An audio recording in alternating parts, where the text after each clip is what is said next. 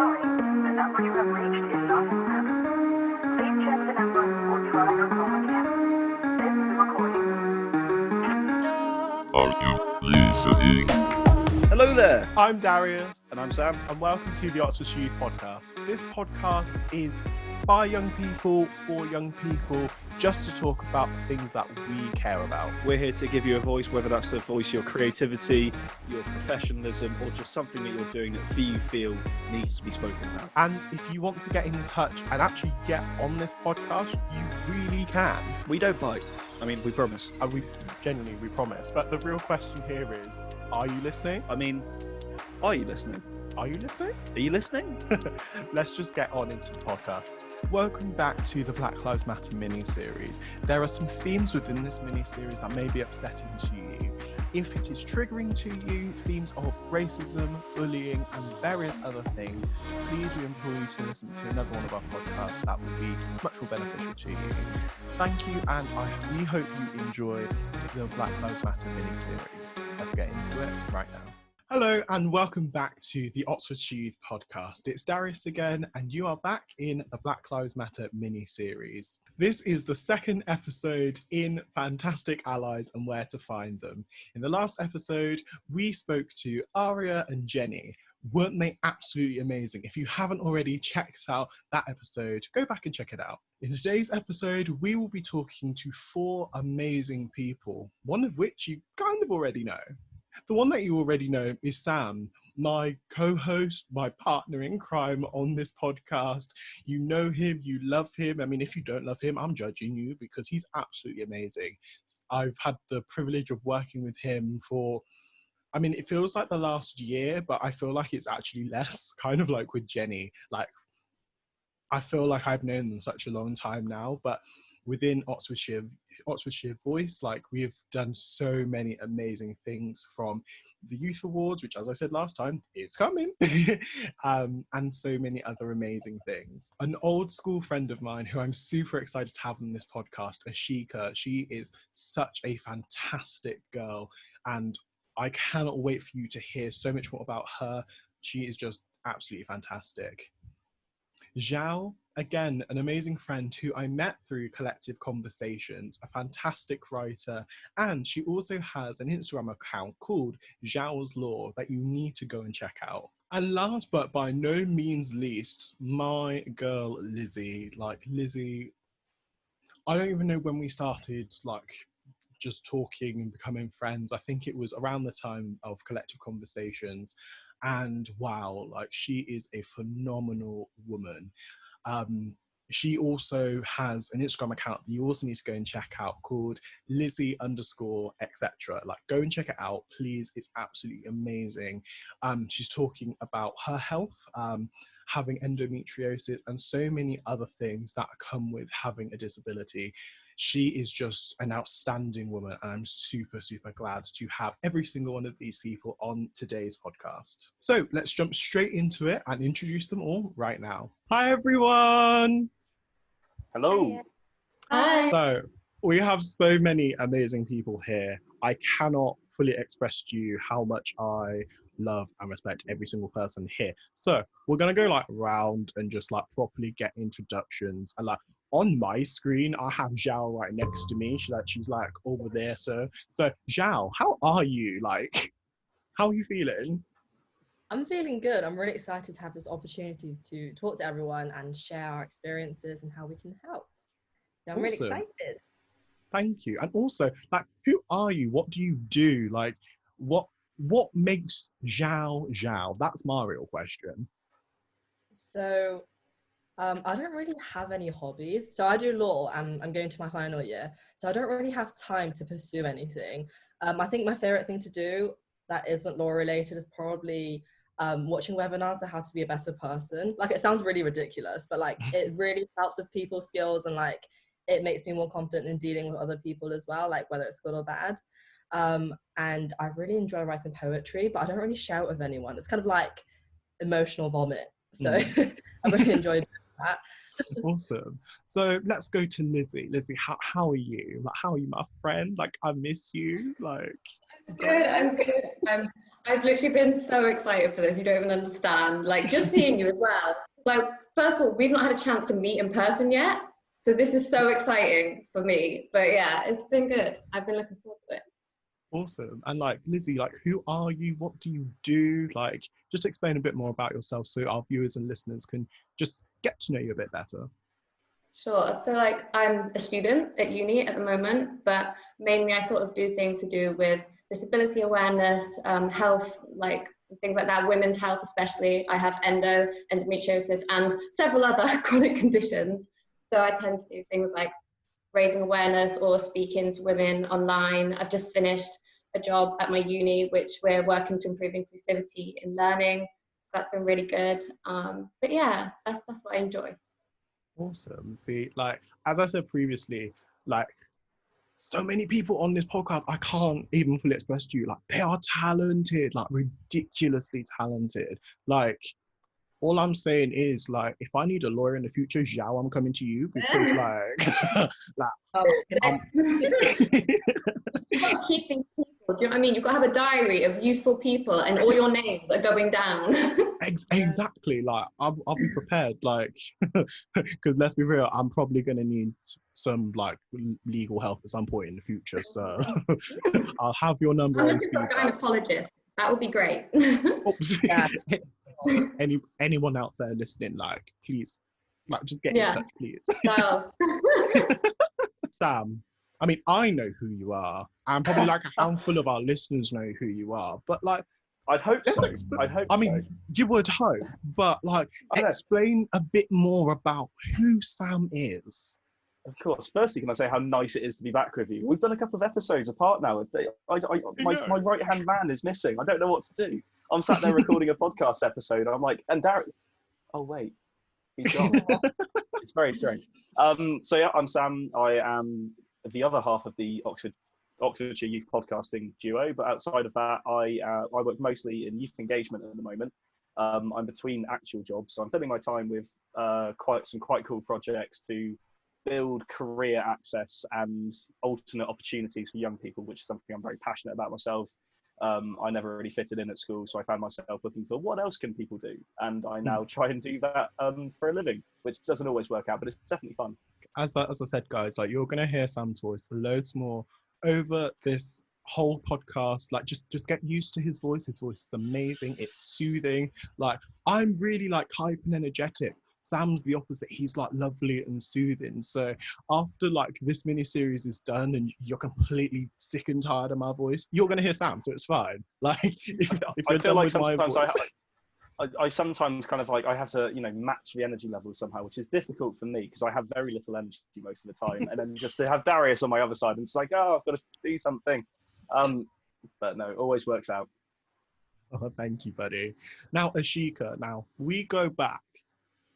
We go way back. Way back. And the fact that I can say that, and now I'm feeling like proper like nostalgic and old because it's like year 7 days, and like when our backpacks were like twice the size of our bodies, like those kind of days.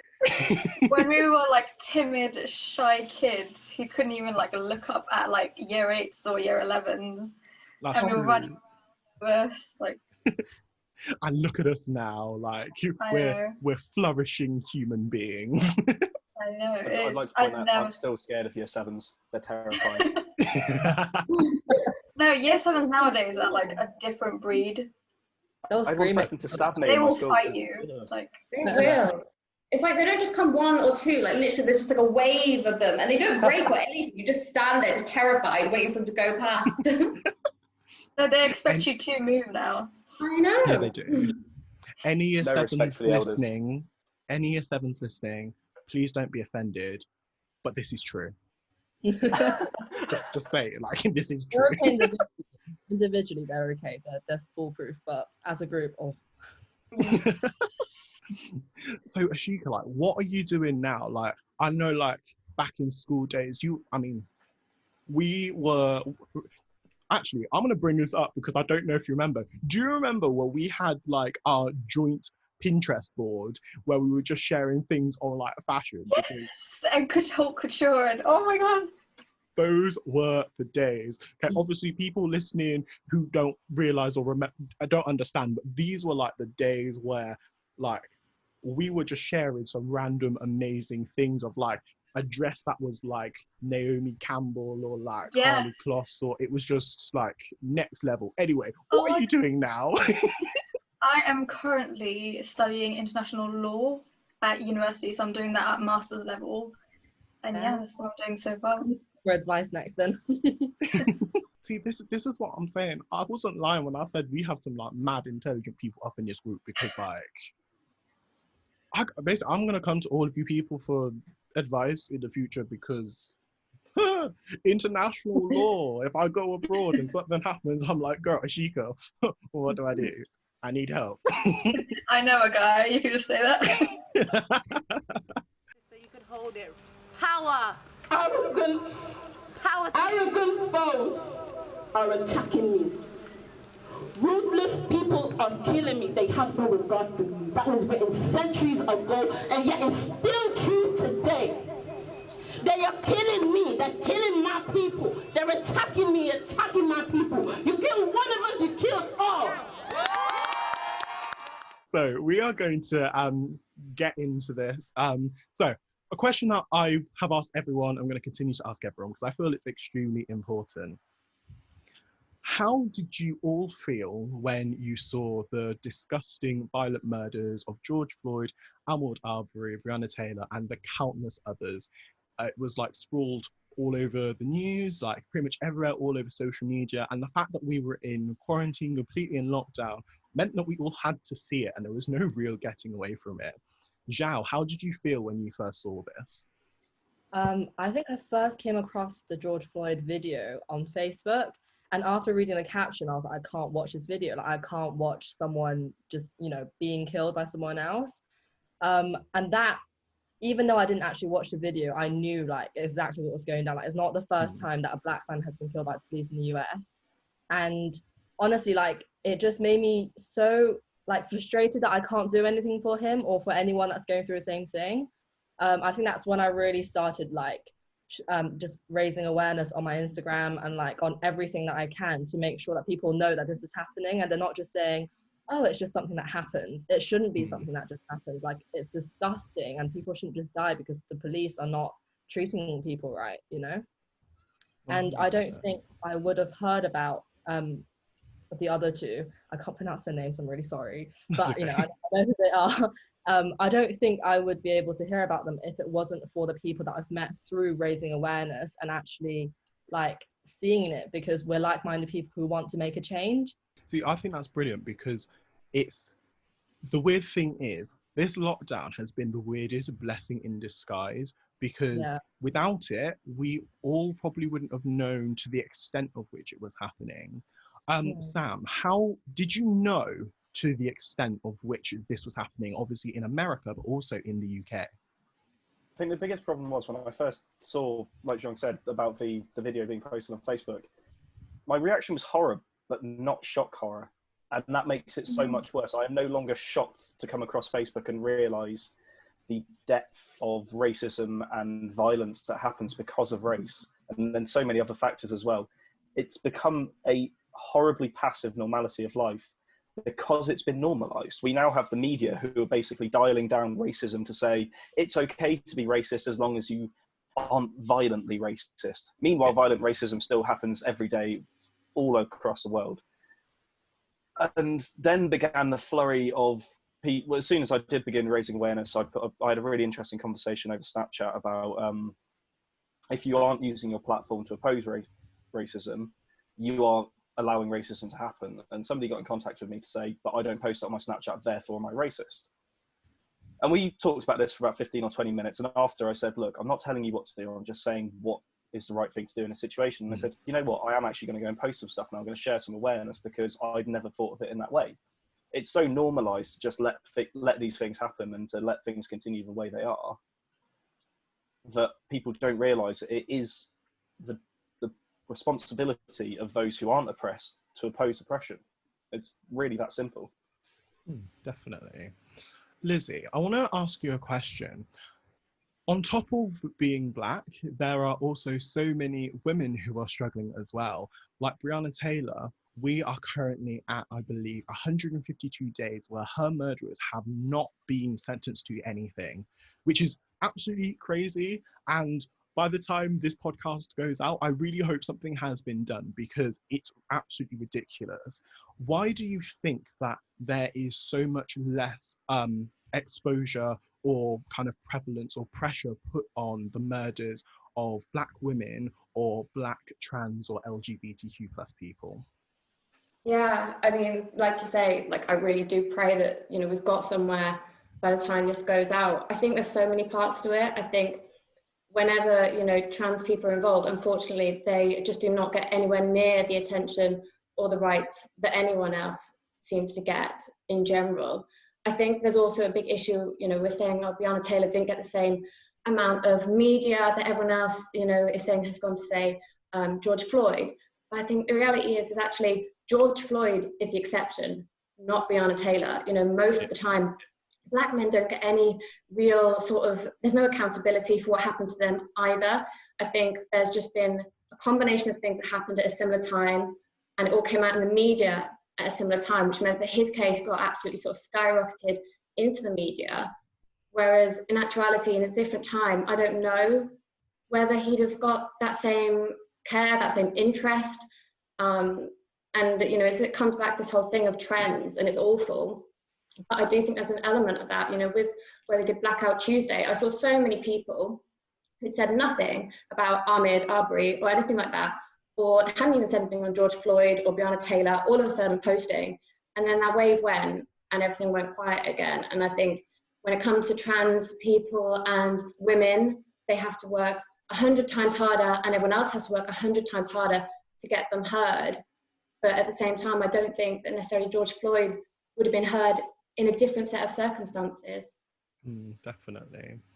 Aashika, how do you feel like we can make Black Lives Matter stop being just a trend? For me, it's especially education is very important. If we implement like education, like history of colonialism, history of Black lives and how they've been mistreated, that is one of the most important ones. Also, government reform. Without that, because opinions don't change easily. For me, like with the racism, it's still very prominent. There's been loads of acts, especially by the American government, British government, like the racial acts of 2010, 1976. Like that hasn't really done much. It's just for them to say, yeah, you know what, everyone's equal, don't be racist, but people are still being racist and being unpunished for it. I wish we had stricter laws to for like so it could deter racists, so people could think twice before being racist or attacking someone. Like I wish we had harder laws for that, and that's one of the things that could stop it, like decrease it. Secondly, like I said, education is very, very, very important. If children can learn at a young age, because a lot of people, like especially racism in England or America, they get their views from their parents or their family. They're like one of the biggest like influences. So if their parents are very conservative and believe in, you know, like colonialism, or, you know, how black are bad, people of color are bad, you know, they're horrible, they grow up thinking that and believing that. And I feel like we should eliminate that and give them like a different perspective for them to believe, and not just grow up thinking that. The bottom up approach, like you say about the education, that's probably one of the biggest things I always come back to, is that people expect a top-down kind of way of doing things will work with anything. So it's okay if we just suddenly put 3 Black presenters on to counteract years of oppression, rather than actually let's reform education systems, let's make sure that Black people, LGBTQ people have equal opportunities, so that the representation is fair. It's not just filling for the point of meeting a diversity quota. The people are there because they've worked hard and they earned it, but they've had equal opportunities all the way through. Definitely. That came up actually in some of the work that I've been doing. So we were looking at statistics for the amount of people that get into university, so admissions and things like that. And one of the things that the stats guy was explaining, which had never honestly occurred to me before, is the categories by which it's coming in. So the term BAME is used a lot in terms of diversity. And the thing is that on the surface, you can go to certain universities and you think, oh, that's not a bad percentage, that's pretty equal, that's pretty good. As soon as you break that down, suddenly you find that, okay, maybe there's a decent percentage of, say, Chinese students getting into higher education, but how many of those are Black students? And because it's all compiled into basically, instead of categories, it's white people, non-white people, then the actual true statistics are completely covered up and hidden by that. And we get away, or these universities get away with not actually accepting people from different ethnicities, not actually supporting and mentoring these people to get in there. And on the surface, on their sort of comparisons, on the newspapers, etc., they can go and claim to be diverse, and in actuality, they're really not.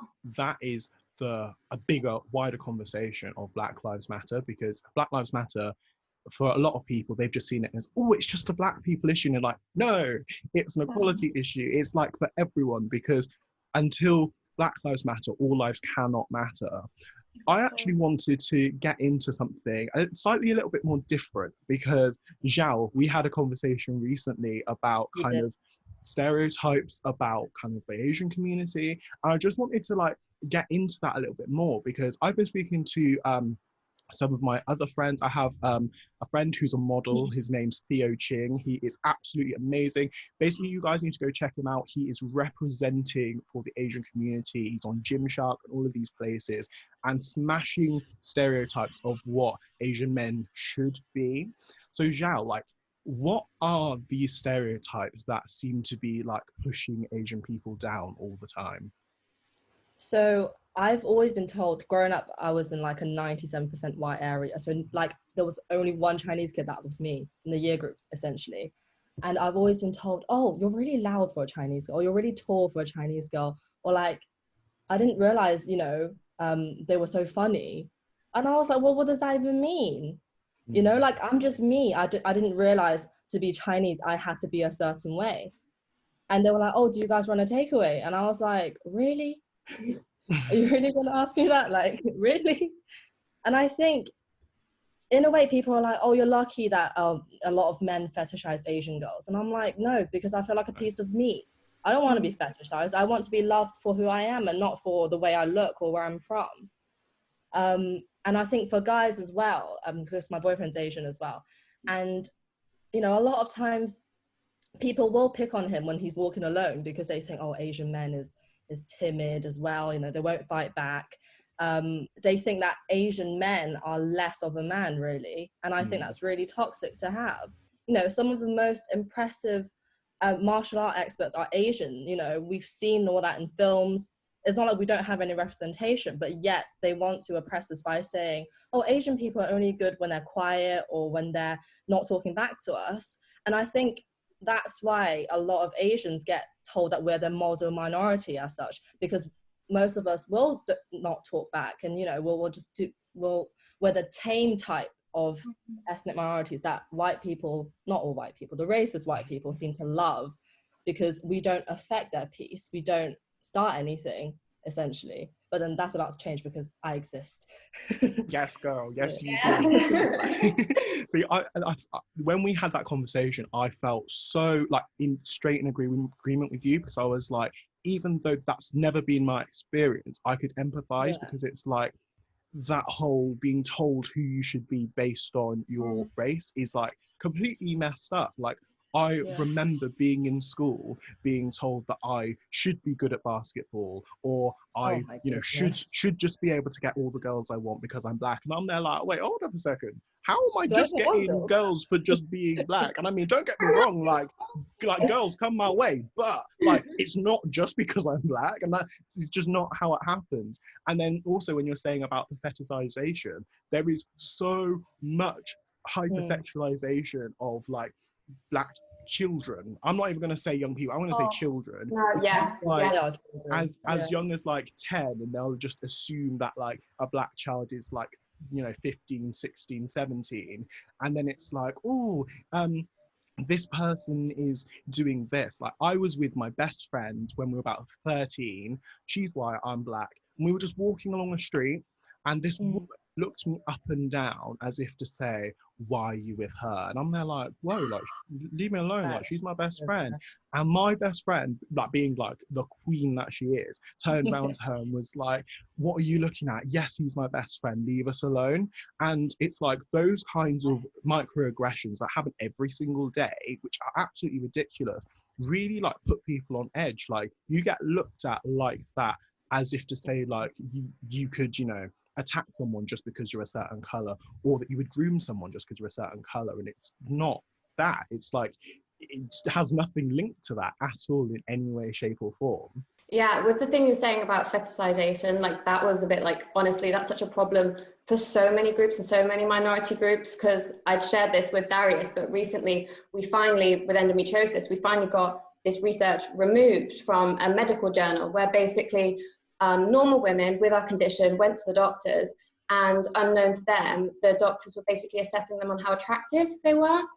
And this was deemed to be medical, like scientific research. In their heads, they're like, oh, we've noticed that people with this particular condition happen to have what are deemed attractive traits. Who's deeming these attractive? What are these traits? And they were doing this to genuine patients that were going for medical treatment, for surgery, for help. And this has been in there for the last 7 years. Anyway, they finally got it removed, and I'd shared that. And like someone reached out to me and they were like, oh, but aren't you flattered? Do you know what I mean? Like, isn't it nice that, you know, that they're saying you're really, like, that people with your condition are attractive, and you're just like women are losing organs, they're losing their fertility. Like, this is a serious disease, and we're losing the little money we get to someone assessing how attractive we are. Like, that's where the money's going. So I really, when you said the fetishization thing, like, I felt that, like, it's such a big problem, and it's such a big ask. Yeah. I think there's such a problem in the world of people judging things by how they deem. They've made an assumption in their mind, therefore this is how things should be done. And this is the biggest problem I find with my friends who are not BAME, LGBTQ+, trying to explain to them, it's like, yes, I know that I don't face these problems, but it is still our responsibility to deal with these problems. And I think my friends who just say, oh yeah, but surely it's not that bad. I've seen, you know, we had a black president a couple of years back.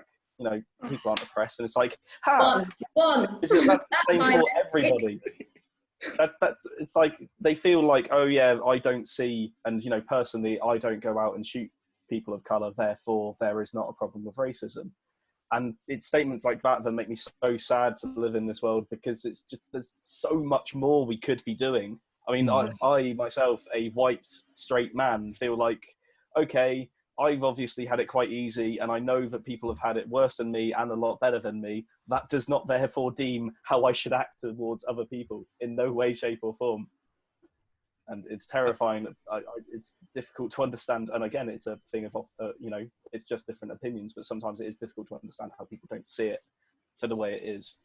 Yeah, I think on the flip side though, the really nice thing that I found recently, like with Darius and with so many other like amazing women, like when you find people that are passionate about helping other people's problems that do not affect them, like that's the most supportive environment you can find, and everyone wins from it. Like everyone, like there's so much mutual support, there's so much mutual love. Like, you know, people that get like really down on other people when they're doing well, like, or trying to limit people, like that's not going to make you happy. Like I see the girls in our group, like honestly, when one of them wins, we're all the most excited, and it's like their problems don't affect each other. Like, you know, I'm not a black woman, I've not experienced that directly, but I care about what they care about, and they may not have a disability, but they care about what I care about, and from that we build such like a force, and it's so powerful. Absolutely. Like it is, I mean, I have to say, Collective Conversations, like if you people have not been on Collective Conversations and checked out, firstly, I'm judging you. Secondly, after you've listened to this podcast, go and check it out, because there is some straight fire all over that website. Like your soul will be blessed. That's all I'm saying. Like just prepare yourself to just have like a full baptism of blessings once you've checked that all out.